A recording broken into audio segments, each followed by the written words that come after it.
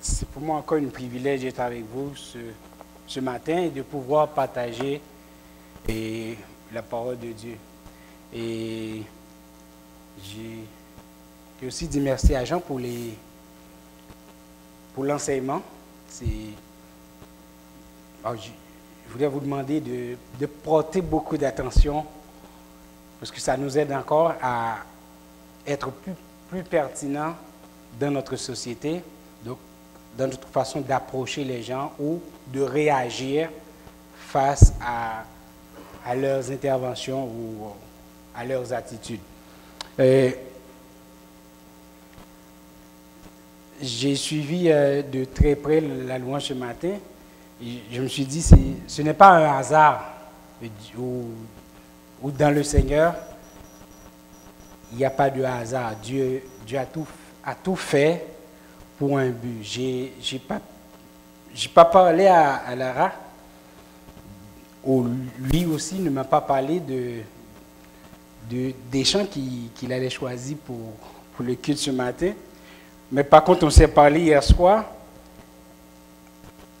parce qu'on n'aurait pas pu être prêt pour ce matin puisqu'on n'était pas sûr si c'était moi ou lui qui devait diriger ce matin. Donc, bon, le Seigneur a tout fait et j'ai béni le Seigneur pour ça. J'aimerais commencer notre réflexion ce matin par cette expérience que j'ai eue. Je me rappelle quand j'étais plus petit, peut-être 6 ans jusqu'à 10 ans, je pleurais souvent parce que j'avais peur de me voir refuser quelque chose ou de me faire gronder. J'avais peur d'être seul et je pleurais souvent à cause de ça et ma mère me court toujours après. « Hey, tiens-toi, tu es un garçon, là, il ne faut pas. » Donc, j'étais un peu fainéant, si je peux le dire, donc je vous fais une confidence en ce sens. Mais après quelques années, comme on peut le dire, je deviens un homme et puis j'essaie de me comporter en tant qu'homme, j'essaie d'être plus dur, plus... Mais après mon mariage, pendant que mon épouse devait accoucher d'Oji, on était en Haïti, elle avait la difficulté pendant l'accouchement. Là, on était allé à l'hôpital, le plus grand hôpital d'Haïti, l'hôpital général. Et là, quand je suis arrivé, après une nuit dans l'hôpital à Carrefour, un banlieue de Port-au-Prince, le lendemain, dimanche matin, on est arrivé à l'hôpital général. Heureusement, on avait un ami qui nous accompagnait et puis là, lui aussi avait un ami médecin qui était de garde ce jour-là. Il nous a pris tout de suite. Et là, il a fait son diagnostic et il nous a dit « Ah, c'est un pré-éclampsie. » Si il nous amène une prescription, si vous avez la possibilité d'exécuter la prescription, on va voir qu'est-ce qu'on peut faire. Et là, je me suis mis à pleurer. J'ai pris la prescription et j'ai part à la pharmacie, mais j'ai pleuré tout le long et j'ai prié en même temps. Un dimanche matin, généralement, je suis à l'église et j'avais déjà des responsabilités, etc. à l'église. Je pleurais, je priais, mais ça m'a rappelé les sentiments que je ressentais quand j'étais enfant. Malgré que j'avais des amis qui m'accompagnaient à l'hôpital, en ce moment-là, je me sentais tellement seul, c'est comme s'il n'y avait rien autour de moi. J'allais à la pharmacie, je suis arrivé, je me tiens là devant le pharmacien ou celui qui vendait les médicaments. Je n'ai pas pu dire qu'est-ce que je veux. Bon, je lui remets la prescription et j'attendais.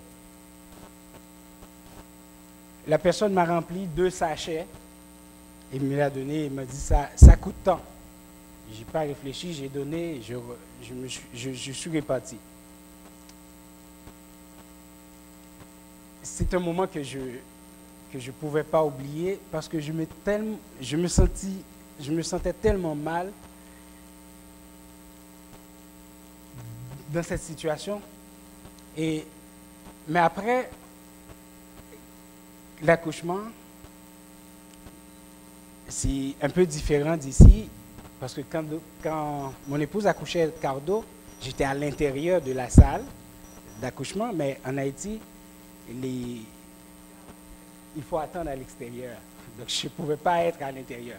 J'aimerais tant être à l'intérieur. Ben, ça ne faisait pas partie des règlements là-bas. Et puis, quand j'ai vu sortir le bébé et que j'entendais que ma femme était encore en vie,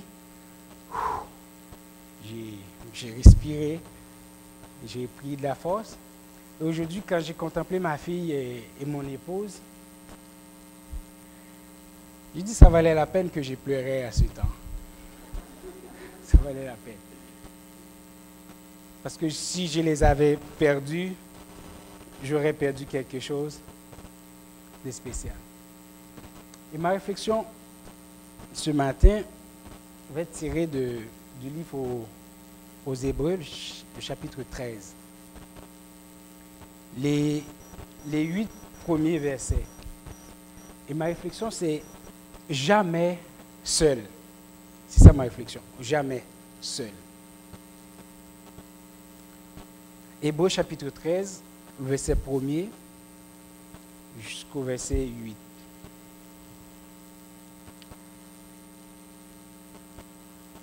Et je lis. Donc, ce n'est pas la version de Louis II, ça pourrait être un peu différent.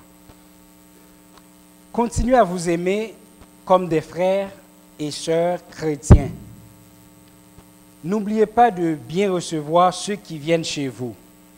Quelques-uns, en faisant cela, ont reçu des anges sans le savoir. Pensez aux prisonniers comme si vous étiez en prison avec eux.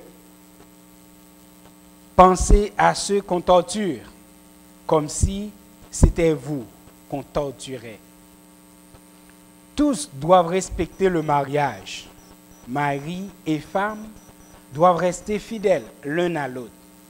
Dieu jugera ceux qui ont une vie immorale et ceux qui sont adultères. Ne soyez pas attachés à l'argent. Soyez contents de ce que vous avez. En effet, Dieu lui-même a dit, « Non, je ne te laisserai pas, je ne t'abandonnerai pas. » Alors, nous pouvons dire avec confiance, « Le Seigneur vient à mon secours. Je n'aurai pas peur. Aucun être humain ne peut me faire du mal. » Souvenez-vous de vos anciens responsables qui vous ont annoncé la parole de Dieu. Regardez comme ils ont fini leur vie et imitez leur foi. Jésus est le même hier, aujourd'hui et pour toujours. Amen. Et dans ce passage, ce dernier chapitre du livre aux Hébreux, l'auteur, dans ce court passage, a souligné pas moins de 6 exhortations. Je vais les citer, mais je vais m'attarder sur ce qui fera le fond de notre réflexion ce matin. Par exemple, au début, il a parlé de l'amour fraternel. Aimez-vous les uns les autres comme des frères et des sœurs en Jésus-Christ. Il a parlé aussi de l'hospitalité.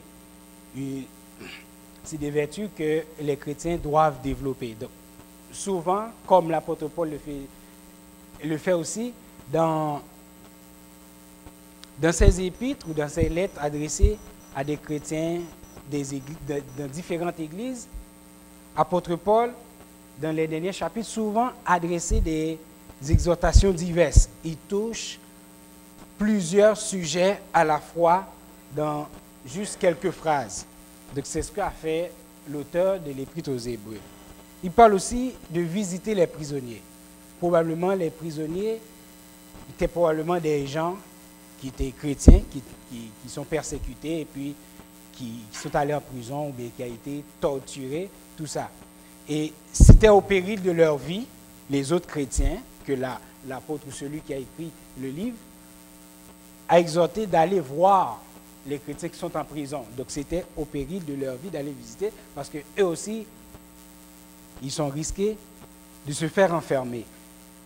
Également, l'apôtre a aussi apporté cette exhortation sur le mariage, que le mariage soit respecté, la fidélité entre les conjoints, etc., et la moralité, que le lit conjugal soit conservé pur, etc. Donc c'est des exhortations assez diverses. Mais aussi, il exhorte aussi à être content, à se contenter versus l'insatisfaction. C'est pourquoi il parle de l'amour de l'argent. Il faut se contenter de ce qu'on a. Et pour appuyer cette affirmation de se contenter, il avance cette déclaration de Dieu, une déclaration qui déjà citée dans l'Ancien Testament. Dieu qui parlait à Josué au chapitre 1er, il a dit, je serai avec toi comme j'ai été avec Moïse. Je ne te délaisserai point, si vous regardez dans la version Louis II, je ne t'abandonnerai point. Et c'est sur cette partie que nous allons amener notre réflexion ce matin. Malgré tout, malgré notre appartenance au Seigneur, malgré que nous connaissons sa fidélité ou sa puissance, mais les enfants de Dieu au cours de l'histoire ont fait face à ce sentiment d'être seul, à la solitude. Bon, j'ai dit un sentiment, mais si vous le définissez, c'est comme être seul. Celui qui est dans la solitude, c'est quelqu'un qui se retrouve à part ou séparé des autres, mais qui se retrouve tout seul. Mais ça peut aller même au-delà de ça. Parce que des fois, on a des gens autour de nous, mais on se sent seul. Et en réalité, c'est vraiment un sentiment, c'est quelque chose que vous éprouvez, que vous ressentez dans ce moment-là, qui n'est pas tout à fait comme physique, le fait d'avoir de quelqu'un pour le toucher, ou bien qui nous touche, ou bien d'être avec nous, qui nous parle. Et les enfants de Dieu, même au cours de l'histoire, ont éprouvé, ont vécu cet événement. Élie, un grand prophète, que la Bible en parle beaucoup pour ses expériences, que ce soit dans les livres des rois, un roi ou chroniques, etc., qui parlent de ce prophète et ses exploits qu'il a fait avec Dieu. Vous imaginez Élie face avec 450 prophètes Baal, en train de les défier pour prouver ou pour encourager le peuple à choisir qui il veut servir. Est-ce que vous allez après Baal ou vous allez servir le vrai Dieu? Voilà ce prophète, après ses exploits, qui se trouve dans une situation qu'il est persécuté par le roi de l'époque qui était Akab. Dans sa prière, il disait à Dieu, je suis resté moi seul. Et il cherche à m'ôter la vie. Juste lui qui est resté, et ceux qui le persécutent, il cherche à l'ôter la vie. Tandis que le Seigneur, pour l'encourager, a dit à Élie, écoutez Élie, en réalité, vous n'êtes pas seul. J'ai 5000 serviteurs, 5000 prophètes qui n'ont pas fléchi dans le pays, qui n'ont pas fléchi le genou devant Baal. Il n'était pas seul, mais il éprouvait ce sentiment dans son angoisse, dans sa persécution. Il éprouvait ce sentiment d'impuissance qu'ils ne peuvent rien faire. Et là, il s'adressait à Dieu pour dire qu'il est seul. C'est comme David qui demande à Dieu, « Fais-moi grâce, car je suis seul le malheureux », dans Psaume 25, le verset 16. Et David, pour continuer à dire, « Mon Dieu, pourquoi m'as-tu abandonné ?» dans le Psaume 22, le verset 2. Et si je peux approcher ces gens qui ont fait des expériences avec Dieu, qui connaissent le Seigneur, sa puissance dans leur vie, a éprouvé autant de sentiments, ou a vécu ces moments difficiles, ils ont pu passer à travers. Et ceci, ce n'est pas seulement dans l'Ancien Testament. Vous connaissez bien notre frère Paul, qui a fait son nom. Il a déclaré, « La première fois que j'ai eu à présenter ma défense au tribunal, personne n'est venu m'assister. Tous m'ont abandonné. » Paul, lui qui n'a pas un problème de langage pour se défendre, on voit déjà Paul en train de défendre son apostolat devant les autres apôtres, se défend devant le roi Agrippa, etc. Mais dans une situation pareille, Paul se plaint d'être seul. Personne ne vient m'assister. Tous m'ont abandonné. C'est pourquoi je dis que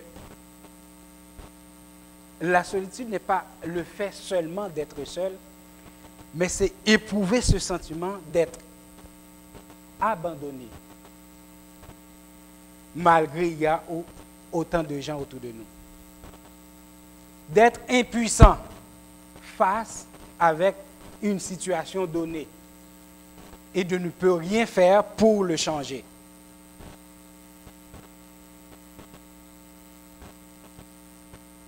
Jésus a repris cette déclaration,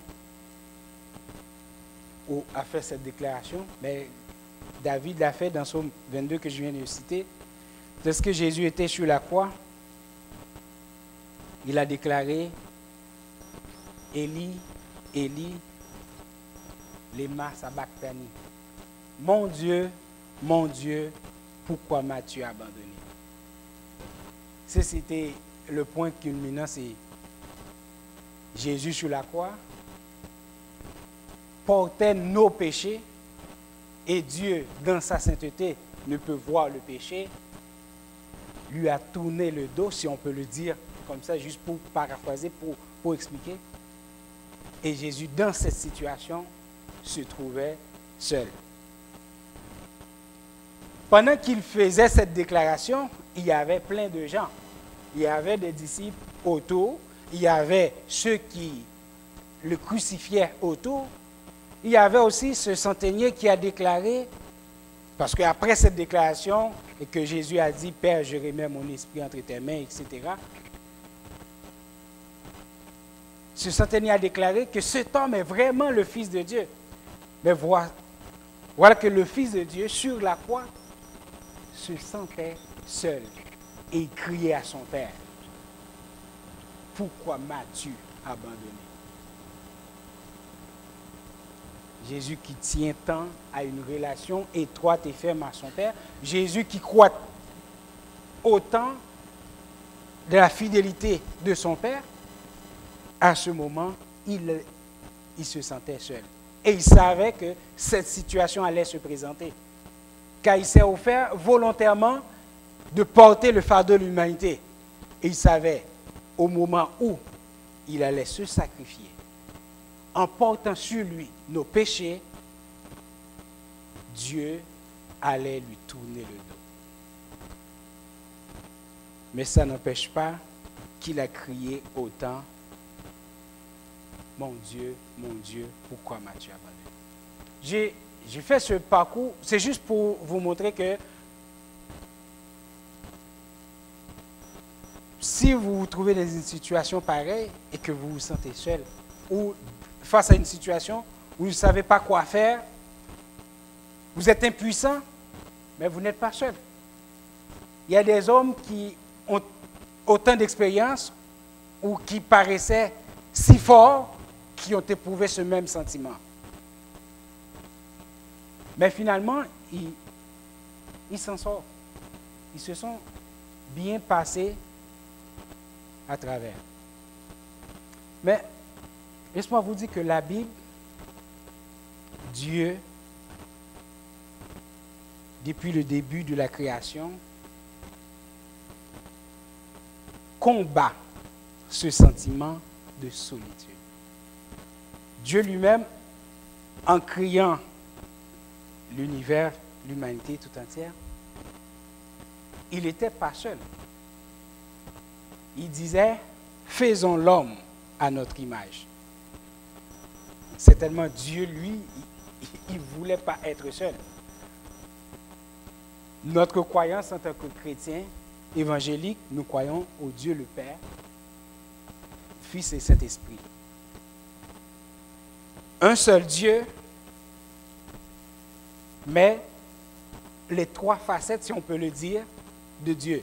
L'Esprit de Dieu qui est avec l'Église présentement, son Fils qui s'est donné à la croix pour accomplir l'œuvre du salut, et le Père qui a préparé le plan du salut, etc. Mais un seul Dieu. C'est peut-être difficile à expliquer, mais je ne vais pas m'attarder sur la Trinité. Mais je vous dis que Dieu, en disant cela à la création, faisons l'homme à notre image, il n'était pas seul. Et en regardant tout ce qu'il a créé, il a parcouru son regard et puis il trouvait que l'homme n'avait pas de semblable. Et Dieu a déclaré, il n'est pas bon que l'homme soit seul. Donc c'est encore pire si on peut éprouver, malgré des gens autour de nous, on peut éprouver un sentiment d'être isolé, d'être abandonné, d'être impuissant ou de se sentir seul, voir s'il n'y a personne. C'est encore pire. Il n'est pas bon que l'homme soit seul. Faisons-lui un être semblable. Et à ce moment-là, Dieu a institué le mariage, etc. C'est déjà un premier pas pour éviter que l'homme, non seulement vécu ce sentiment, mais le vécu tout seul, la solitude.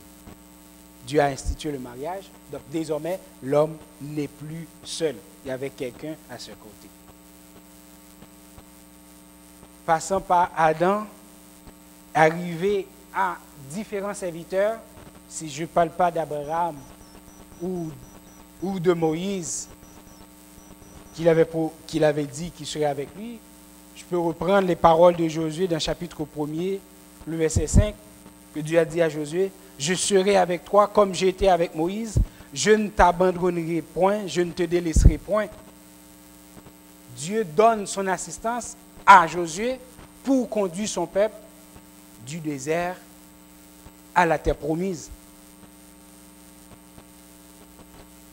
Et David, dans son expérience avec Dieu, il a déclaré, parce qu'il était en proie à des épreuves, à des difficultés.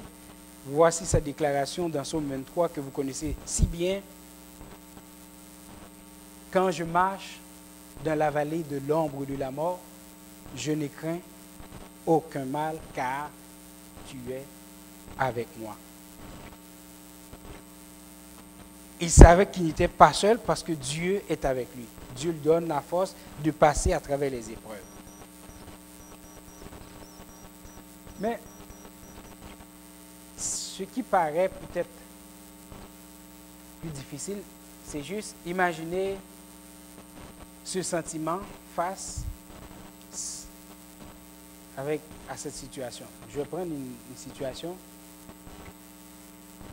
Tandis que Jochebed, qui est la mère de Moïse,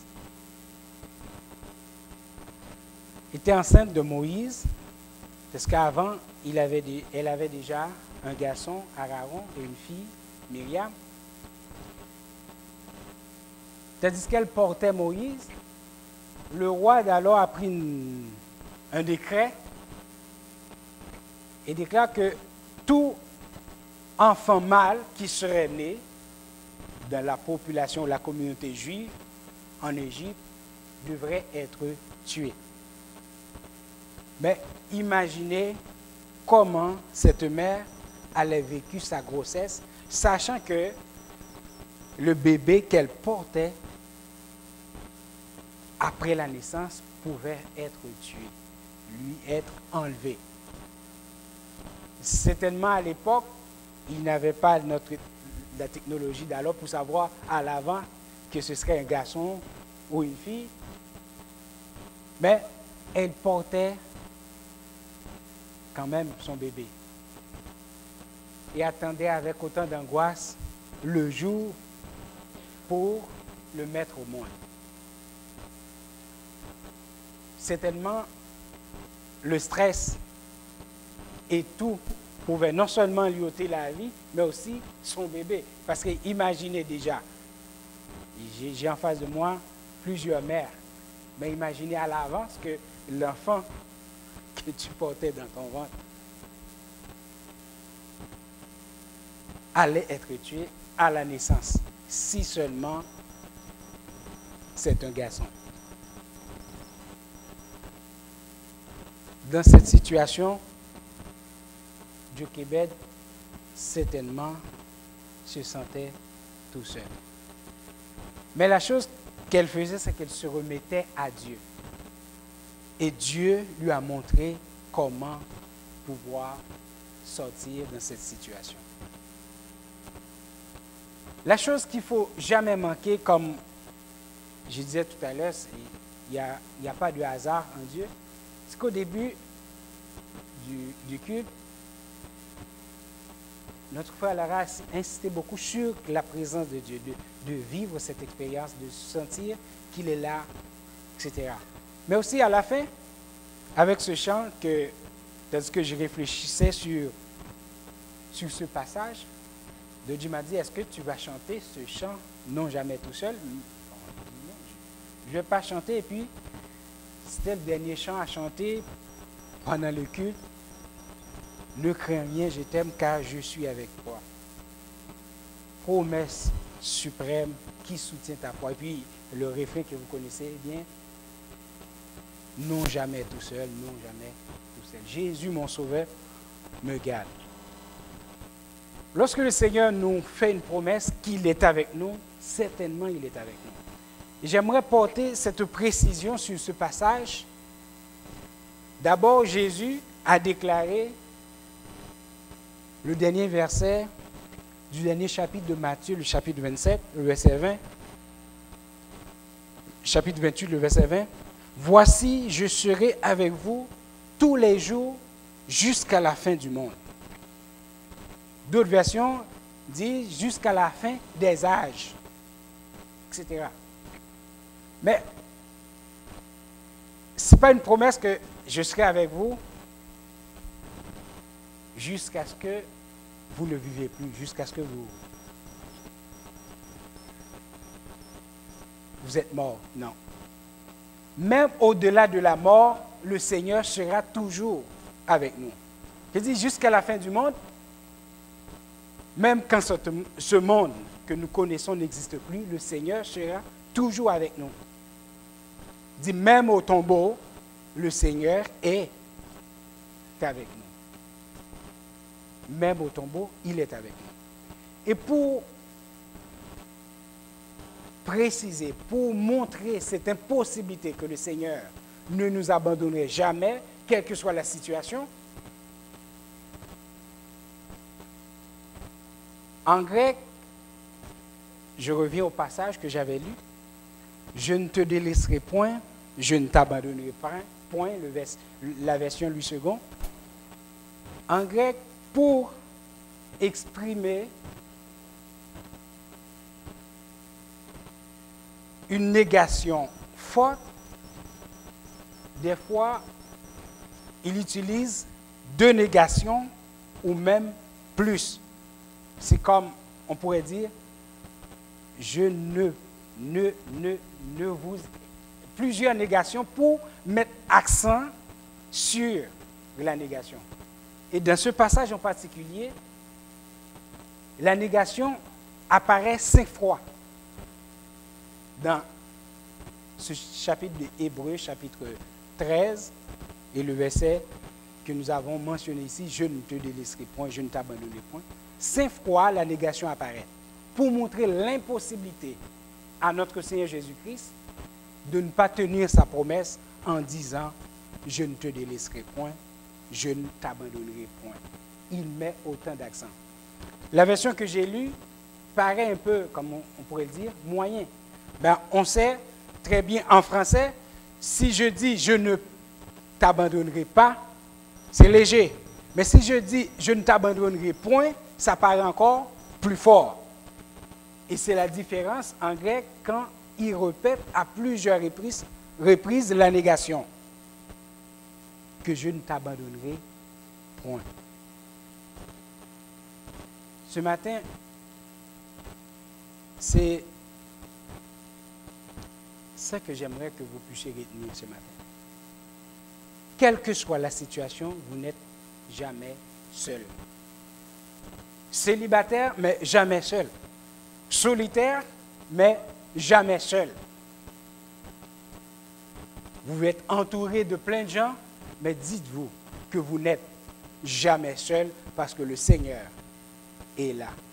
C'est l'une des expériences que j'aimerais pas que vous puissiez expérimenter. De se trouver dans une situation à un moment donné et de se sentir privé de la présence de Dieu en tant qu'enfant de Dieu. Et c'est ce sentiment que Jésus-Christ avait éprouvé à la croix quand il criait « Mon Dieu, pourquoi m'as-tu abandonné ?» Vous pouvez vous sentir impuissant face avec une situation. Mais en quelle que soit la situation, demandez toujours à Dieu. Que vous puissiez sentir qu'il est là avec vous. Même quand vous ne pouvez rien faire pour vous en sortir, mais si vous savez qu'il est là, sa sainte présence est là, il vous accompagne, certainement, vous allez pouvoir passer à travers. La dernière fois, j'avais fait cette réflexion. Levez-vous. Je voulais juste vous dire de ne pas accepter le statu quo. De ne pas rester en place sans rien faire pour avancer vers l'avant, vers le progrès. Mais aujourd'hui, je voulais juste ajouter quelque chose en plus. Quand vous vous levez pour aller vers l'avant, sachez que vous n'êtes pas seul. Dieu est avec vous. Et c'est sa déclaration.